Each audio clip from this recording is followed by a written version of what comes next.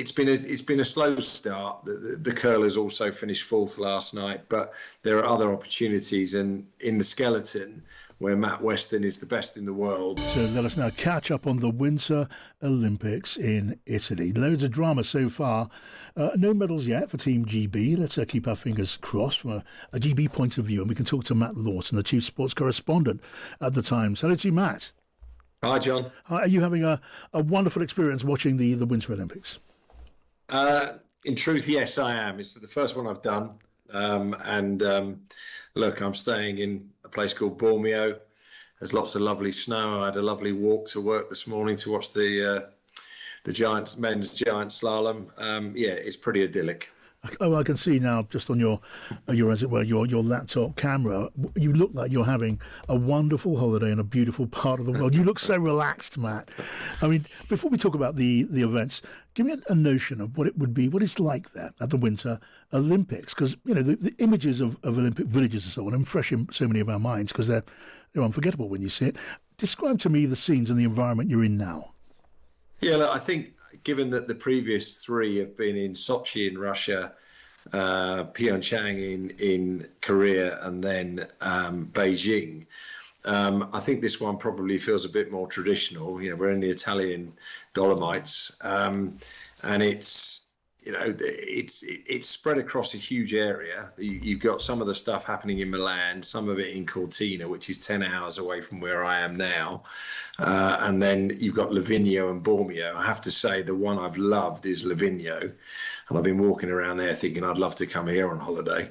It's very pretty. There was snow overnight ahead of the giant slalom today. So, yeah, it's a very wintry, classic, picture postcard kind of scene.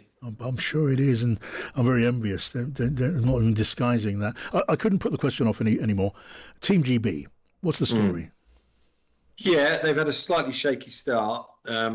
People always say that fourth is the worst place to finish in the Olympics, and we've had three so far.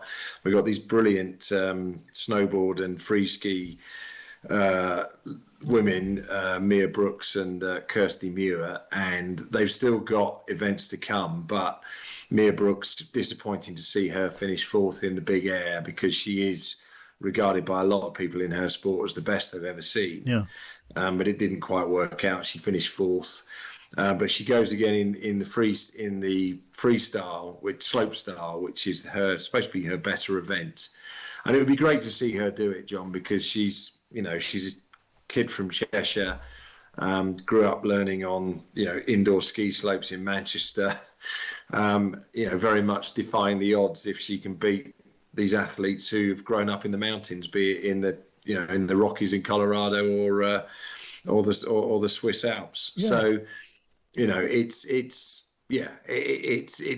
been a slow start. The curlers also finished fourth last night, but there are other opportunities, and in the skeleton, where Matt Weston is the best in the world, he's been the fastest in practice all week. So I very much suspect he will deliver the gold medal that they desperately want. Although it's quite something to hear of one of our own being described as the best that's ever been. I mean, in this country we're quite good at rain. We're not so much good at snow and ice that's any use to anyone anyway. Now, what about the Ukrainian and the issue, the controversy about the design on his helmet? What's all that about? Yeah, this is becoming a very, very big story, and I think the IOC are picking a fight they don't really need to. Look, they have a charter with their athletes, which is that they ask them to avoid any kind of political statements during the games. And this guy, Vladislav Hirashkevich, if I've got it right, it's easier just to call him Vlad, but he wants to wear a helmet, and he has done in practice this week, which has pictures of friends and athletes who have been killed since Russia invaded Ukraine.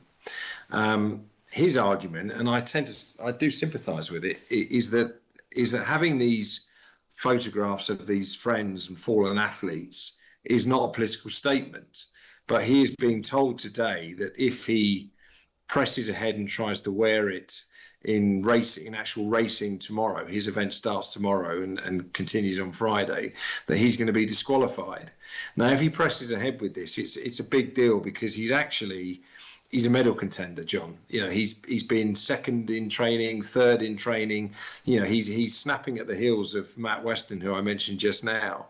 Now, there is an equipment check tonight, and it may be that the IOC head this off at the pass tonight, and his helmet simply isn't authorised to be used in racing. But I just think it's an unnecessary row. You know, the IOC, and I'm glad they are ignoring it, but Gus Kenworthy, the British snow sport specialist who's out here, who won a silver medal for the Americans, has been very vocal from the Olympics, criticising the ice raids in America. You know, this is a guy who was born in Chelmsford, but has been living in America since he was 2, and is a Colorado resident, and he's making these statements, anti-Trump statements, and condemning the behaviour of ICE in the wake of these shootings in Minnesota.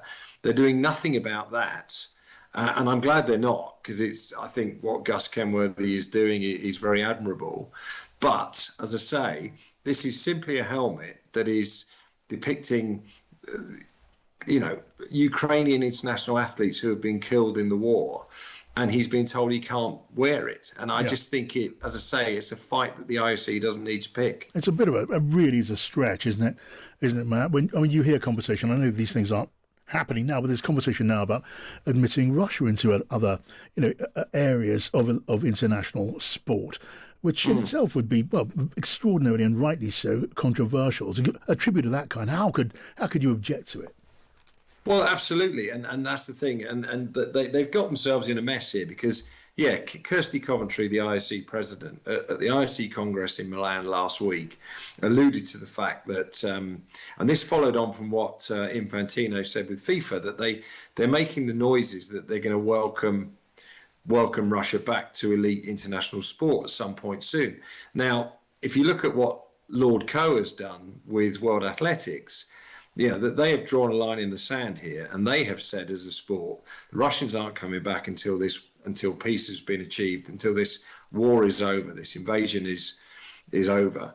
And yet you've got the two most powerful sporting bodies in the world, the IOC and FIFA, going a bit softer on Russia, but then basically threatening a Ukrainian athlete who wants to basically honour his friends with disqualification if he presses ahead with this plan. They're saying, look, wear a black armband, but don't wear the helmet. And I just think it's a daft argument to get involved in. Couldn't agree more. Matt Lawton, such a pleasure to talk to you. Enjoy the time you have left there in that idyllic location. Matt Lawton, Chief Sports Correspondent for The Times. This